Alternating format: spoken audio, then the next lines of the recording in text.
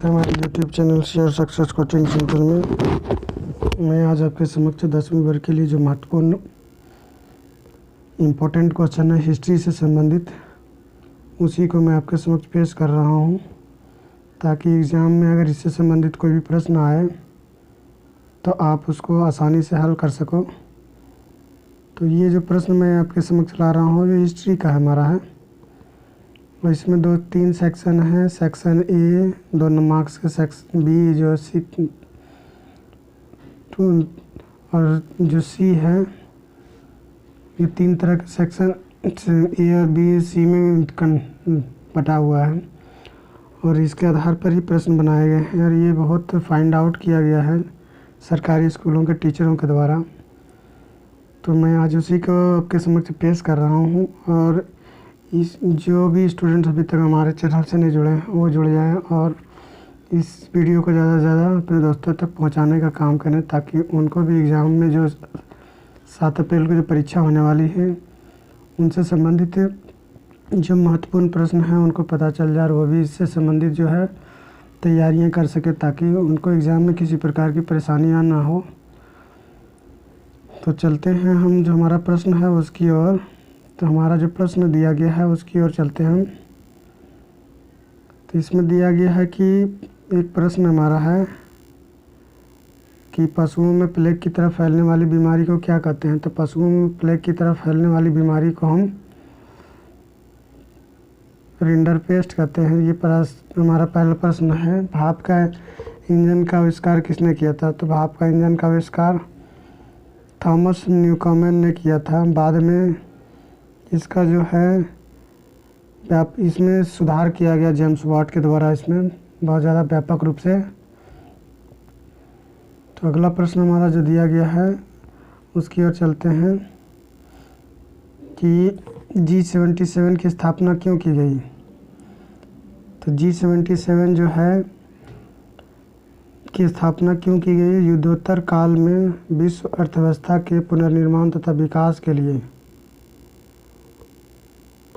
इसमें कहा गया कि युद्धोत्तर काल में विश्व अर्थव्यवस्था के पुनर्निर्माण तथा विकास के लिए 1944 ईस्वी में अमेरिका में ब्रेटन वुड्स समझौता हुआ, लेकिन इसके द्वारा बनाए गए अंतर्राष्ट्रीय मुद्रा कोष IMF एवं विश्व बैंक के प्रावधानों से विकासशील एवं अल्प विकसित देशों को अपेक्षित लाभ नहीं हो सका। विकासशील तथा अल्प विकसित देशों ने एक नई अंतर्राष्ट्रीय आर्थिक प्रणाली की मांग उठाई। अपेक्षित समाधान न होने पर उपयुक्त परिस्थिति की प्रतिक्रिया में इन देशों ने स्वयं को G77 समूह में संगठित कर लिया। इसका अगला जो प्रश्न हमारा है कि पहले विश्व युद्ध के समय भारत का औद्योगिक उत्पादन क्यों बढ़ा। ये भी एक प्रश्न है जो इम्पोर्टेंट है। तो पहले विश्व युद्ध के समय भारत का औद्योगिक उत्पादन क्यों बढ़ा है, इसका हम उत्तर लेंगे। तो प्रथम विश्व युद्ध के समय भारत में औद्योगिक उत्पादन बढ़ने के निम्नलिखित 3 कारण हैं। पहला दिया है कि प्रथम विश्व युद्ध में ब्रिटेन ऐसे उलझ गया कि उसका सारा ध्यान अपने बचाव में लग गया। वह अब भारत में अपने माल का निर्यात ना कर सका, जिसके कारण भारत में उद्योगों को पनपने का सुअवसर प्राप्त हो गया।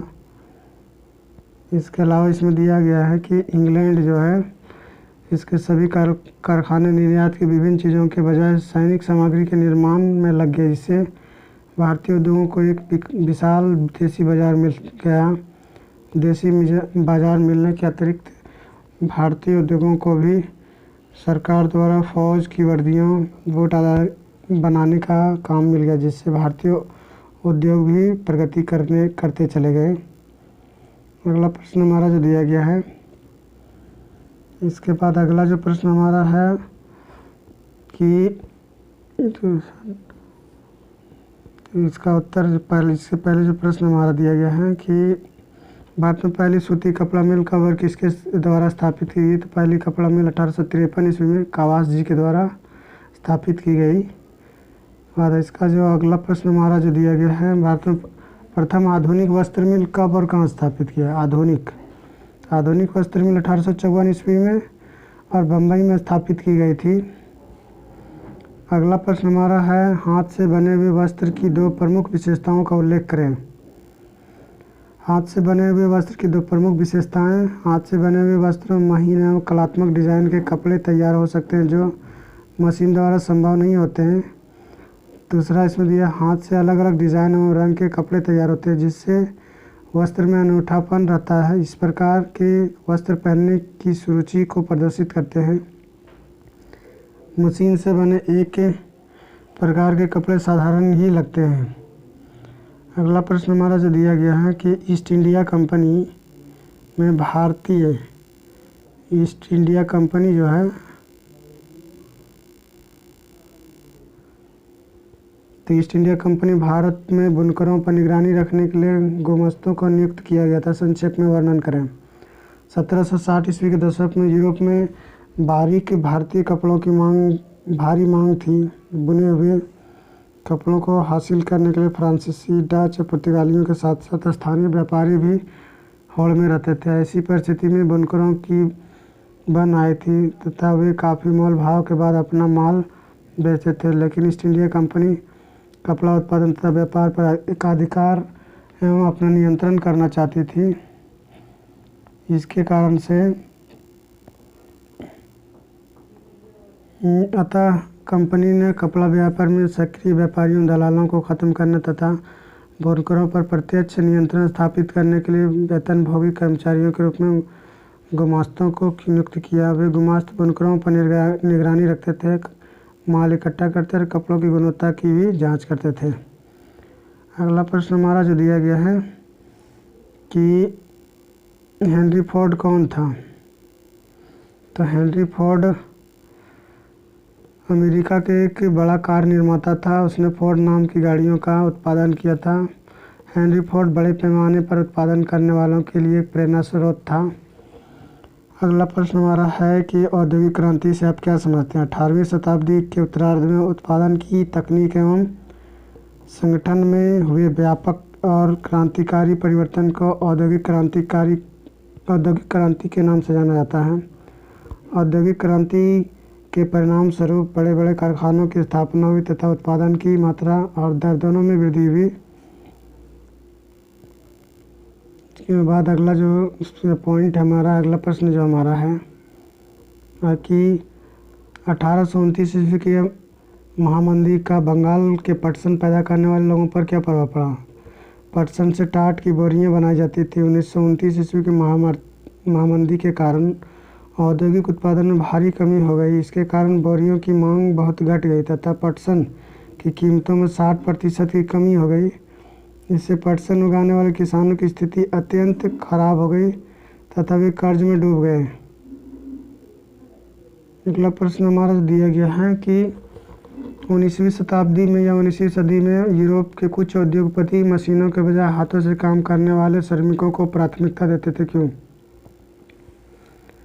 तो इसका उत्तर हमारा जो हो जाएगा, श्रमिकों की अधिकता और कम वेतन के कारण उद्योगपतियों को ऐसे मशीनों से कोई दिलचस्पी नहीं थी जिन पर बहुत ज़्यादा खर्चा आता था। मौसम के साथ साथ उत्पादन घटता बढ़ता रहता था। ऐसे में उद्योगपति मजदूरों की संख्या घटा बढ़ा सकते थे। बाज़ार में अक्सर ऐसी चीज़ों की काफ़ी मांग रहती थी इन्हें बनाने के लिए यांत्रिक प्रौद्योगिकी की नहीं बल्कि इंसानी निपुणता की ज़रूरत थी। उच्च वर्ग के लोग, कुलीन और पूंजीपति वर्ग दोनों हाथों से बनी चीज़ों को तरजीह देते थे। हाथों से बनी चीज़ों को सुरुचि का प्रतीक माना जाता था।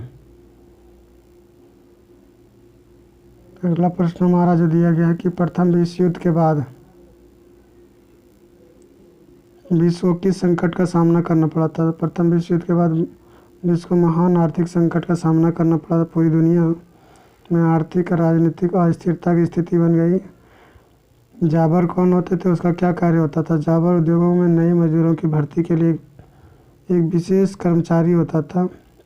जाबर कोई पुराना तथा विश्वस्त कर्मचारी होता था। वह गांव के लोगों को काम का भरोसा देकर के शहर ले आता था और उन्हें शहर में जमने के लिए आवश्यक मदद देता था। अगला प्रश्न हमारा जो है कि कॉर्न लॉ से आप क्या समझते हैं।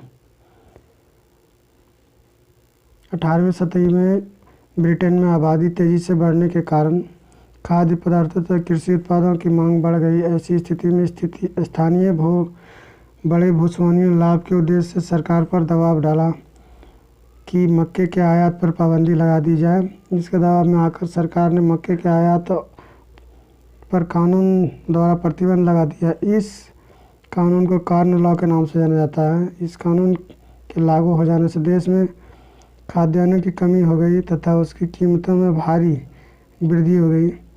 खाद्य पदार्थों की ऊंची कीमतों से परेशान उद्योगपतियों और स्थानीय निवासियों के विरोध के चलते सरकार को कॉर्न लॉ वापस लेना पड़ा था। अगला प्रश्न है कि सूरत बंदरगाह 18वीं शताब्दी के अंत में हाशिए पर पहुंच गया था, क्यों? संक्षेप में उत्तर लिखें। तो निम्नलिखित कारणों से 18वीं शताब्दी के अंत तक हाशिए पर पहुंच गया था। 18वीं शताब्दी के अंत तक यूरोपीय कंपनियों की ताकत बढ़ती जा रही थी। उन्होंने स्थानीय दरबारों से कई तरह की रियायतें तथा व्यापार पर इजारेदारी अधिकार प्राप्त कर लिए। अधिकार प्राप्त करके उन्होंने नए बंदरगाहों का निर्माण किया। कलकत्ता और बम्बई नए औद्योगिक केंद्र के रूप में उभरे, जबकि सूरत जैसा विकसित व्यापारिक केंद्र अपना महत्व खोने लगे। इससे सूरत व हुगली दोनों पुराने बंदरगाह कमज़ोर पड़ गए। वहाँ से होने वाले निर्यात में नाटकीय कमी आई। नए बंदरगाहों द्वारा होने वाला व्यापार यूरोपीय कंपनियों के नियंत्रण में था। इसके बाद औपनिवेशिक सत्ता की बढ़ती ताकत से पुराने बंदरगाहों की जगह नए बंदरगाहों बम्बई और कलकत्ता का महत्व बढ़ता गया। इस प्रकार सूरत बंदरगाह 18वीं शताब्दी के अंत तक हाशिए पर ढकेल दिया गया, पहुंच गया था। अगला प्रश्न हमारा जो दिया गया है कि रिंडरपेस्ट से आप क्या समझते हैं? रिंडरपेस्ट, तो रिंडरपेस्ट पशुओं में प्लेग की बीमारी को रिंडरपेस्ट कहा जाता है। 1890 के दशक में यह बीमारी अफ्रीका में फैली, जिसके परिणाम स्वरूप भारी संख्या में पशु मर गए। दूसरा, औद्योगिक क्रांति इसमें हो जाएगा। कब और कहाँ हुई? तो औद्योगिक क्रांति 18वीं शताब्दी के मध्य में और इंग्लैंड में हुई थी। अगला प्रश्न हमारा जो दिया गया है कि ब्रिटेन की महिला कामगारों ने स्पिनिंग जेनी मशीन पर हमले क्यों किए? स्पिनिंग जेनी मशीन ने ऊन की कताई की प्रक्रिया बहुत तेज़ कर दी। स्पिनिंग जेनी मशीन एक समय में अनेक मजदूरों का कार्य कर लेती थी। इस कारण मजदूरों की मांग घटती गई। बेरोजगारी की आशंका से मजदूरों और खासकर महिलाओं में नई प्रौद्योगिकी के प्रति आशंका व्याप्त थी। जब ऊन उद्योग में इस मशीन का इस्तेमाल किया गया तो अनेक औरतों जो हाथ से ऊन की कताई करती थी कि काम से हटना पड़ा। इसी कारण महिला कामगारों ने स्पिनिंग जेनी मशीनों पर हमले किए। स्पिनिंग जेनी मशीन का महिलाओं द्वारा विरोध काफ़ी लंबे समय तक चलता रहा। अगला प्रश्न हमारा जो है कि कॉर्न लॉ समाप्त करने के बारे में ब्रिटिश सरकार के फैसले के प्रभावों की व्याख्या करें। 18वीं शताब्दी में ब्रिटेन की आबादी तेजी से बढ़ने के कारण खाद्य पदार्थों और कृषि उत्पादों की मांग बढ़ गई। ऐसी स्थिति में स्थानीय बड़े भूस्वामियों के लाभ के उद्देश्य से सरकार पर दबाव डाला कि मक्के की आयात पर पाबंदी लगा दी जाए। इसके दबाव में आकर सरकार ने मक्के के आयात पर प्रतिबंध लगा दिया। इस कानून को ही कॉर्न लॉ के नाम से जाना जाता है। इस कानून के लागू हो जाने से देश में खाद्यान्नों की कमी हो गई तथा उनकी कीमतों में भारी वृद्धि हुई। खाद्य पदार्थों की ऊंची कीमतों से परेशान उद्योगपतियों व स्थानीय निवासियों के विरोध के चलते कॉर्न लॉ को वापस समाप्त करना पड़ा। कॉर्न लॉ के समाप्त हो जाने के पश्चात बहुत कम कीमत पर खाद्य पदार्थों का आयात किया जाने लगा। आयातित खाद्य पदार्थों की लागत ब्रिटेन में पैदा होने खाद्य पदार्थों से भी कम थी। इसके कारण आयातित किसानों की स्थिति खराब हो गई। ब्रिटिश किसानों की स्थिति खराब हो गई क्योंकि वे आयातित माल की कीमत का मुकाबला नहीं कर सके। हजारों लोग बेरोजगार हो गए तथा काम की तलाश में शहरों तथा दूसरे देशों में जाने लगे। अगला प्रश्न है कि भारतीय अर्थव्यवस्था पर महामंदी के प्रभावों की व्याख्या करें। तो विश्वव्यापी आर्थिक महामंदी का भारत पर निम्नलिखित प्रभाव पड़े। 1928 से 1934 के बीच भारत का आयात निर्यात घटकर आधा हो गया। कृषि उत्पादों की कीमतों में कमी के कारण किसानों और काश्तकारों को काफ़ी नुकसान उठाना पड़ा। फिर भी भारत ने छूट तथा माफ़ी की घोषणा नहीं की। 1929 ईस्वी की महामंदी के कारण विश्व भर में औद्योगिक उत्पादन भारी कमी हो गई। इसके कारण जूट की बोरियों की मांग बहुत घट गई तथा पटसन की कीमतों में 60% की कमी हो गई। इससे पटसन उगाने वाले किसानों की स्थिति अत्यंत खराब हो गई तथा वे कर्ज में डूब गए। मंदी के दौरान भारत सोने का निर्यात करने लगा, जो ब्रिटेन की आर्थिक दशा में सुधार का कारण सिद्ध हुआ। इसके बाद दिया हुआ है कि अगला पॉइंट हमारा जो 5वां, कीमतों में भारी वृद्धि के बावजूद शहरी वेतनभोगी कर्मचारियों की स्थिति ठीक रही क्योंकि उनकी आय निश्चित रही। अगला प्रश्न हमारा जो दिया गया है और दिया गया है कि ईस्ट इंडिया कंपनी ने भारतीय बुनकरों से सूती और रेशमी कपड़े की नियमित आपूर्ति सुनिश्चित करने के लिए क्या किया। तो ईस्ट इंडिया कंपनी ने भारतीय बुनकरों से सूती और रेशमी कपड़े की नियमित आपूर्ति सुनिश्चित करने के लिए निम्नलिखित प्रयास किए। ईस्ट इंडिया कंपनी ने कच्चा माल खरीदने के लिए बुनकरों को पेशगी के रूप में कर्जा दिया। इस प्रकार उन्होंने बुनकरों के स्थायी रूप से कर्ज के जाल में फंसा दिया। कंपनी ने वेतनभोगी गुमास्तों की नियुक्ति की जो कपास के उत्पादन और बुनकरों द्वारा बनाए जाने वाले रेशम की निगरानी करते थे। वे यह भी देखते थे कि बुनकर अन्य यूरोपीय कंपनियों या स्थानीय भारतीय व्यापारियों के लिए काम तो नहीं कर रहे हैं। इसके बाद अगला पॉइंट हमारा जो दिया गया है कि इस प्रकार से ईस्ट इंडिया कंपनी को भारतीय बुनकरों से रेशम और कपड़े की नियमित आपूर्ति सुनिश्चित होती रही।